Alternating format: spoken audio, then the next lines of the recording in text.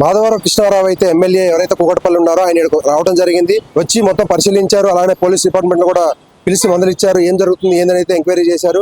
అయితే ప్రధానంగా ఇక్కడ పోలీసు వాళ్ళు ఏం చెప్తున్నారంటే ఎవరైతే నగరవాసులు ఉన్నారో గత 20 రోజుల నుంచి కూడా దారుణమైన సంఘటనలు జరుగుతున్నాయి కూకట్పల్లిలో. సహస్ర ఇష్యూ దగ్గర నుంచి వరుసగా జరుగుతూనే ఉన్నాయి కూకట్పల్లిలో.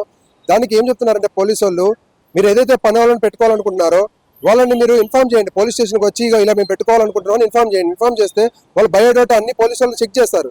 చెక్ చేసి వీళ్ళు మంచోళ్ళ కాదనే ఒక అవగాహన కూడా ఉంటుంది పోలీసు వాళ్ళకి. వాళ్ళు చూడగానే చెప్పేస్తారు ఆధార్ కార్డులో ఏమైనా క్రైమ్ ఉందా అనేది కూడా. ఆధార్ కార్డు నెంబర్ కొట్టగానే వాళ్ళ మీద ఏమైనా క్రైమ్స్ ఉన్నా కానీ వస్తాయి. మీరు జార్ఖండ్ నుంచి ఎవరో వస్తారు, మీ పక్క ఇంట్లో మీ రిలేటివ్స్ ఎవరో ఒకళ్ళు ఇంట్లో ఒకళ్ళు పనిచేస్తూ ఉంటారు.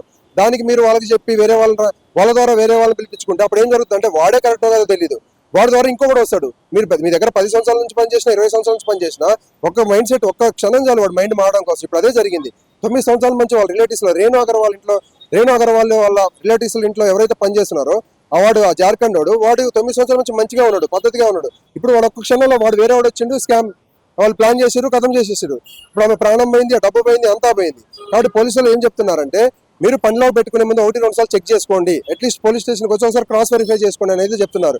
ఎవరైతే గేటెడ్ కమ్యూనిటీ విల్లాస్ లో కొంచెం ఇలా ఇంట్లో పనులు పెట్టుకుంటారో వాళ్ళు ఏం చేయాలంటే పోలీస్ స్టేషన్ దగ్గరికి వెళ్ళి మేము వేరే రాష్ట్రం వాళ్ళు ఇలా పెట్టుకుంటారు, ఎందుకంటే వేరే రాష్ట్రం వాళ్ళు వంటలు బాగా చేస్తారని చెప్పేసి వాళ్ళు పెట్టుకునే అవకాశం ఎక్కువ ఉంది. వాళ్ళ దగ్గరికి వెళ్ళి పోలీసుల దగ్గరికి వెళ్ళి ఆధార్ కార్డు ఇవన్నీ డీటెయిల్స్ ఇస్తే వాళ్ళు ఒకసారి క్రాస్ వెరిఫై చేస్తారు దీని మీద ఏమైనా కేసులు ఉన్నాయని. అప్పుడు మీరు ధైర్యంగా పెట్టుకోవచ్చు. రేపు వీడియో ఏమైనా చేసినా కానీ వాళ్ళు పోలీసు వాళ్ళు ఏం చేస్తారంటే ఈజీగా ఫైండ్ అవుట్ చేస్తారు వాళ్ళు. ఇలాంటిది ఒకటి చూసుకోండి. ఏదైతే ఎమ్మెల్యే ఉన్నారో కృష్ణారావు గారు ఆయన కూడా వచ్చారు, వచ్చి మొత్తం చెక్ చేశారు. చెక్ చేసి పోలీసు వాళ్ళకి కూడా సూచనలు ఇచ్చారు ఎట్లా చేయాలి ఏంది అనేది. పోలీసు వాళ్ళు కూడా దాని మీద వర్కౌట్ చేస్తున్నారు. పోలీసు వాళ్ళు అయితే 5 బృందాలుగా డివైడ్ అయ్యి ఎతకడం జరుగుతుంది. సెర్చ్ ఆపరేషన్ లో ఉన్నారు. వాళ్ళు దొరికిన ఇమీడియట్లీగా ప్రెస్ మీట్ కూడా పెడతారు. అసలు ఏం జరిగింది అనేది వాస్తవం బయటకు వస్తుంది.